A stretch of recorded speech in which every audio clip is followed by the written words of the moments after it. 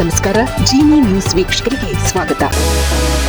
ವಿಶ್ವದ ದೈತ್ಯ ಉದ್ಯಮಿ ಹಾಗೂ ಬಿಲ್ ಅಂಡ್ ಮೆಲಿಂಡಾ ಗೇಟ್ಸ್ ಫೌಂಡೇಶನ್ನ ಸಂಸ್ಥಾಪಕ ಬಿಲ್ ಗೇಟ್ಸ್ ಅವರು ಆಂಧ್ರಪ್ರದೇಶಕ್ಕೆ ಭೇಟಿ ನೀಡಿದ್ದು, ರಾಜ್ಯದ ತಂತ್ರಜ್ಞಾನ ಮತ್ತು ಕೃಷಿ ಕ್ಷೇತ್ರದಲ್ಲಿ ಹೊಸ ಮೈಲಿಗಲ್ಲು ಸ್ಥಾಪಿಸಲು ಮುಂದಾಗಿದ್ದಾರೆ.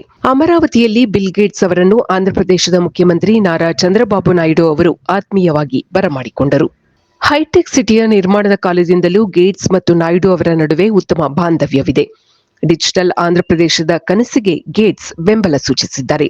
ಇದೇ ಸಂದರ್ಭದಲ್ಲಿ ಉಪಮುಖ್ಯಮಂತ್ರಿ ಪವನ್ ಕಲ್ಯಾಣ್ ಅವರು ಕೂಡ ಬಿಲ್ ಗೇಟ್ಸ್ ಅವರನ್ನು ಭೇಟಿ ಮಾಡಿ ರಾಜ್ಯದ ಗ್ರಾಮೀಣಾಭಿವೃದ್ಧಿ ಮತ್ತು ಪರಿಸರ ಸಂರಕ್ಷಣೆಯ ಯೋಜನೆಗಳ ಬಗ್ಗೆ ಚರ್ಚೆ ನಡೆಸಿದರು.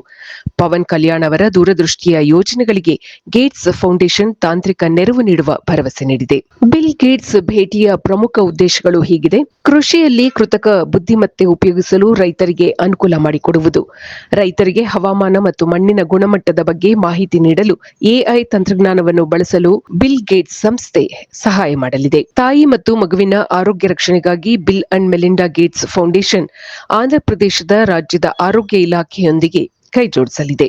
ಆಂಧ್ರಪ್ರದೇಶದ ಸರ್ಕಾರಿ ಸೇವೆಗಳನ್ನು ಸಂಪೂರ್ಣವಾಗಿ ಡಿಜಿಟಲೀಕರಣಗೊಳಿಸಿ ಭ್ರಷ್ಟಾಚಾರ ನಿರ್ಮುಕ್ತ ಆಡಳಿತ ನೀಡಲು ತಾಂತ್ರಿಕ ಸಹಕಾರ ಬಿಲ್ ಗೇಟ್ಸ್ ಸಂಸ್ಥೆ ನೀಡಲಿದೆ.